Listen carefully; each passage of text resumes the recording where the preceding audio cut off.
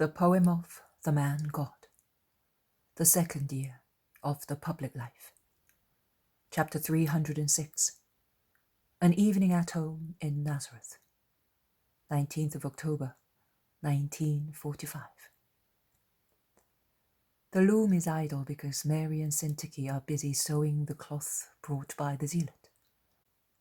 The material has been cut into pieces, which have been folded and laid in an orderly pile on the table, shade by shade, and now and again the women take one piece and baste it on the table, so that the men have been pushed back towards the corner of the idle loom. They are close to the women, but are not interested in their work. The apostles, James and Judas of Alphaeus, are also there, and are watching the busy women, without asking any questions, but not without curiosity, I think. The cousins speak of their brothers, and particularly of Simon, who has come with them as far as Jesus' door and then gone away. Because his son is not well, says James, to mitigate the sad news and excuse his brother. But Judas is more severe and says, "That is why he should have come. But he also seems to have become dull-witted, like all the Nazarenes. After all, if we except Alphaeus and the 2 disciples, about whose present whereabouts I wonder. It is clear that nothing else is good in Nazareth, and what was good has all been spat out, as if it tasted unpleasant to our tongue." "Do not say that," begs Jesus. "Do not poison your soul. It is no fault of theirs." "Whose fault is it then?" "Of many things. Do not be inquisitive. Not everybody in Nazareth is hostile. Children." "Because they are children." "Women." "Because they are women. But neither children nor women will assert your kingdom." "Why not, Judas? You are wrong. Today's children will be tomorrow's disciples, and will propagate the kingdom all over the world. And women, why can they not do it?" "You certainly cannot make apostles of women. At most, they may be women disciples, who will assist disciples, as you said." "You will change your mind about many things in future, my dear brother. But I will not even attempt to make you change it. I would clash with a mentality which comes to you as the result of centuries of wrong conceptions and preconceptions concerning women. I only ask you to observe and make a note of the differences which you see between disciples and women disciples, and to watch how they respond to my teaching. You will see, beginning with your mother, who we can say was the first disciple in order of time and of her heroism, and still is, as she bravely makes headway against the whole town which sneers at her because she is faithful to me, and she resists the voice of her own blood, which spares her no reproach because she is faithful to me. And you will see that women disciples are better than you disciples." "I admit it. It is true. But which women disciples are there in Nazareth? Alphaeus' daughters, the mothers of Ishmael and Asa, and their sisters, and that is all. Too few. I would rather not come back to Nazareth not to see all that." "Poor mother, you would give her deep sorrow," says Mary, intervening in the conversation. "That's true," says James. "She hopes so much to reconcile our brothers to Jesus and to us. I don't think that she wishes anything else. But we shall certainly not do it by staying away. So far, I have listened to you by remaining alone. But as from tomorrow, I want to go out and approach people, because if we are to evangelize even Gentiles, shall we not evangelize our own town? I refuse to believe that it is so wicked and cannot be changed."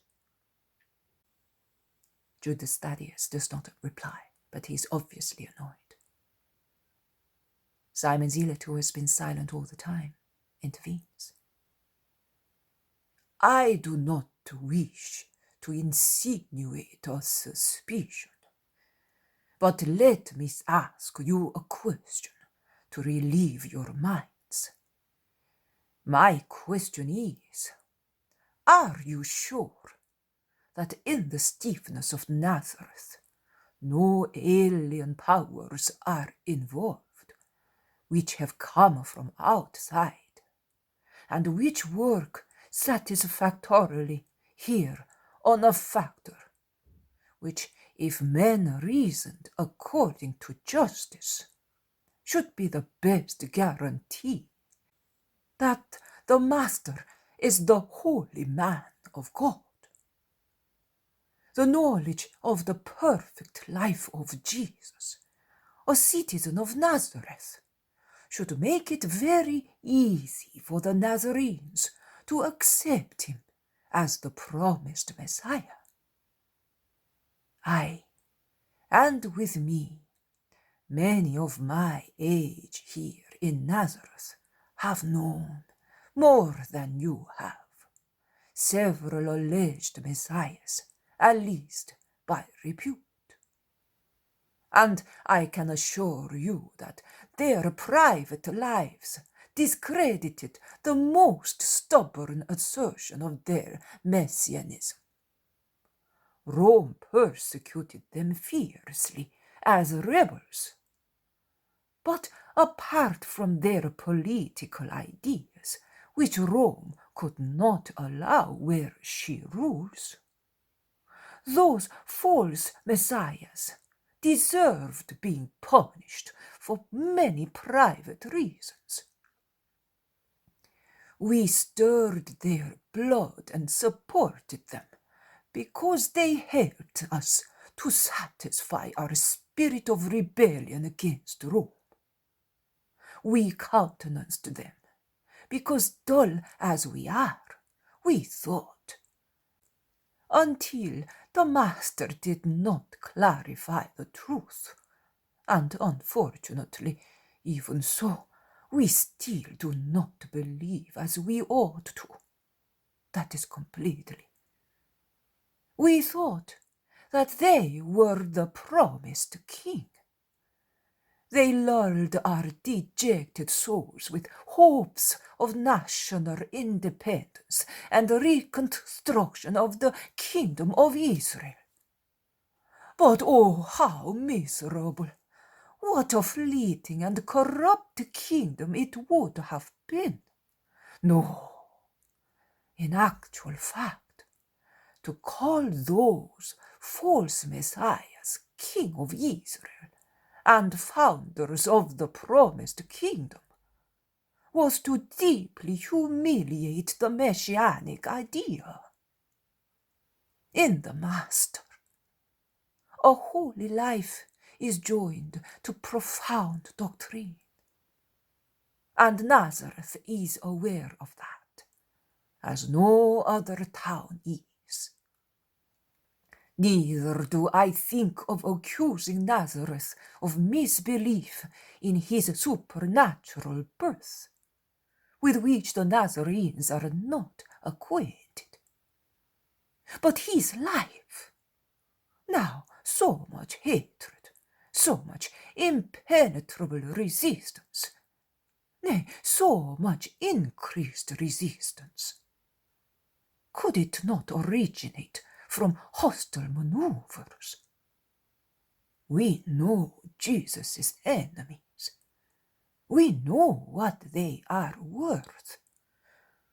Do you think that they have been inactive or absent only here, when they have preceded us, or marched side by side with us, or followed us everywhere to destroy the work of the Christ? Do not accuse Nazareth of being the only culprit, but weep for it has been misled by Jesus' enemies. What you have said, Simon, is very true. Weep for it, says Jesus, and he's very sad. John of Endor remarks, You are quite right also in stating that a favourable factor changes into an unfavourable one, because the thoughts of man are seldom according to justice. The first obstacle here is the humble birth, the humble childhood, the humble boyhood, the humble youth of our Jesus. Man forgets that real values are concealed under modest appearances, whereas non-entities are disguised as great people in order to impose themselves on the crowd. It may be, but nothing will change my opinion of my fellow citizens. Whatever they have been told, they should have judged the master by his real deeds, and not by the words of unknown people. There is a long silence, broken only by the noise of cloth being divided into strips by the Blessed Virgin to make borders. Syntyche has never spoken, but has been most attentive. Her attitude is always one of deep respect and reservedness, and it is not quite so rigid, only with Mary and the boy. But the boy has fallen asleep, sitting on a little stool at Syntyche's feet, with his head on his folded arm, resting on her knees. She does not move and waits for Mary to hand her the strips. "What an innocent sleep, he's smiling," remarks Mary, bending over the sleeping child. "I wonder what he is dreaming," says Simon, smiling. "He is a very intelligent boy. He learns quickly, and he wants lucid explanations. He asks very shrewd questions and wants clear answers on everything. I admit that at times I am embarrassed in giving him an answer. Certain topics are above his age, and sometimes they are above my capability to explain them," says John. "Sure, like that day. Do you remember, John? You had 2 vexing pupils that day, and very ignorant," says Syntyche, smiling quietly and looking at the disciple with deep eyes. John smiles too and says, "Yes, and you had a very poor teacher, who had to call the true teacher to help him, because in none of the books which he had read had that silly teacher found the answer to give to a child, which proves that I am still an ignorant teacher." Human science is still ignorance, John. The teacher was not inadequate, but what they had given him in order to be a teacher was not sufficient. Poor human science. How mutilated it looks to me. It makes me think of a deity which was honored in Greece. Only pagan materialism could believe that the Greeks would possess the goddess of victory forever because she was wingless. Not only did they strip victory of her wings, but they deprived us of our freedom. It would have been better if she had had her wings, in our belief. We could have believed that she was capable of flying and stealing celestial thunderbolts to strike our enemies. But in the state she was, she gave us no hope, but only dejection and sadness. I could not look at her without suffering. And she seemed to be suffering and looked humiliated by her mutilation. She looked a symbol of sorrow, not of joy. And she was. And man does to science what he did to victory. He cuts off its wings, which could achieve supernatural knowledge and thus give him the key to discover many secrets of knowledge and of creation. They believed and believed that they can keep it a prisoner by cutting off its wings, and have thus made it dull and deficient. Winged science would be wisdom. As it is only partial understanding. And did my mother reply to you that day?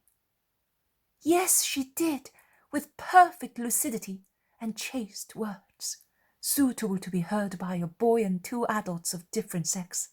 so that none of us had to blush. What was it about? The original sin, Master. I wrote your mother's explanation so that I would remember it, says Syntyche, and John of Endor also says. So did I. I think it will be one of the points we will be asked to clarify if we go among the Gentiles one day. But I do not think I will be going because... Why, John? Because I will not leave long. But would you go willingly? More than many people in Israel, because I am not biased, and also, yes, also, because I have set a bad example among the Gentiles at Sintium and in Anatolia. I would have liked to do some good where I did wrong. The good to be done. Take your word there and make you known. But it would have been too great an honour. I do not deserve it. Jesus looks at him smiling, but does not say anything in that connection. He asks, "And have you no other questions to ask?" "I have one. It occurred to me the other evening when you were talking to the boy about idleness. I endeavoured to find an answer, but I was not successful. I intended to wait until the Sabbath and ask you, when our hands are not active and our souls, in your hands, are elevated to God," says Syntyche. "You may ask me now, while we are waiting bedtime." "This is it, Master. You said that those who become slack in their spiritual work grow feeble and are predisposed to spiritual diseases. Is that right?" "Yes, woman." "Now, that appears to me to be in contrast with what I have heard from you, and from your mother, on original sin, its effects in us, and the fact that we will be freed from it through you. You taught me that redemption will cancel the original sin. I do not think that I am wrong if I say that it will not be cancelled in everybody, but only in those who believe in you." "Which is true." "So I will not take into account the others, but only one of those who have been saved. I will consider him after the effects of redemption. His soul is no longer stained with original sin. He is therefore once again in the possession of grace, as our first parents were. Does that, then, not give his soul a strength unassailable by any weakness? You will say, man commits personal sins also. I agree, but they will vanish as well through your redemption. I will not ask you how, but I suppose that you will leave some means, some symbols, as evidence that your redemption has actually taken place. And I do not know how it will happen, although what is referred to you in the Holy Book makes one shudder. And I hope that it will be a symbolic suffering, confined to the morale, although moral grief is not a false impression, and is perhaps more dreadful than physical pain. You will leave some means, some symbols. Every religion has them, and at times they are called mysteries. The baptism, at present, in force in Israel, is one, is it not?" "It is. Also in my religion, there will be signs of my redemption, to be applied to souls to purify, strengthen, enlighten, support, nourish and absolve them, but with a different name from the one mentioned by you." "So, if they are absolved also of personal sins, they will always be in grace. So how can they be weak and predisposed to spiritual diseases?" "I will make a comparison for you. Let us take a newborn baby who is healthy and strong and was born of very healthy parents. He has no physical hereditary taint. His body is perfect, both with regard to its skeleton and its organs, and his blood is wholesome. He has therefore all the necessary requisites to grow strong and sound. also because his mother has plenty nourishing milk.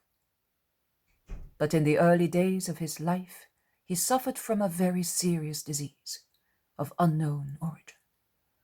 It was a real deadly disease. He recovers with difficulty by the mercy of God, who keeps him alive when life was on the point of departing from his little body. Well, do you think that later that boy will be as strong as if he never had had that disease? No. He will suffer from an everlasting state of debility. Even if it is not evident, it will still be there, and he will be predisposed to diseases with greater ease than if he had never been ill. Some organ of his will not be as wholesome as previously, and his blood will not be quite so strong and pure as previously. And thus he will catch illnesses more easily. And such illnesses, every time he contracts them, will make him more exposed to be taken ill.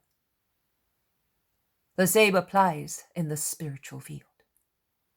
The original sin will be cancelled in those who believe in me, but their souls will still have an inclination to sin, which they would not have had there been no original sin. It is therefore necessary to continuously watch and take care of your souls, as a solicitous mother does with her little son, who has been left weak by an infantile disease.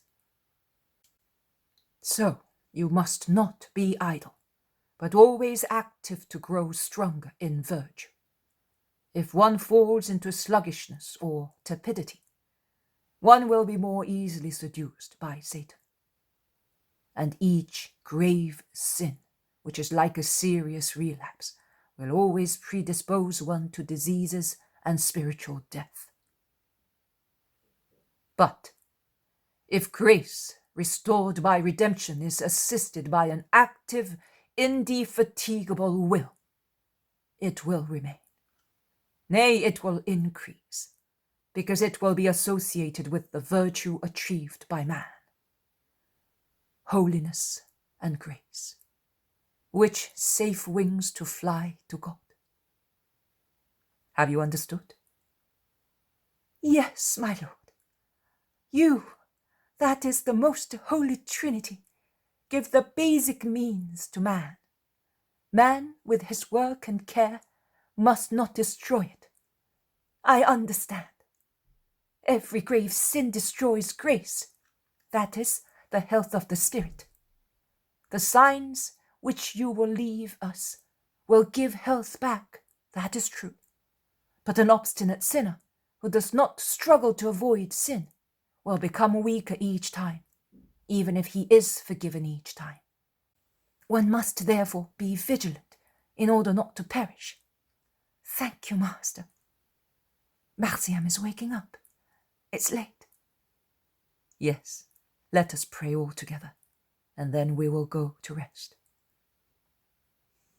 Jesus stands up, imitated by everybody, also by the boy still half asleep, and the Our Father resounds loud and harmonious in the little room.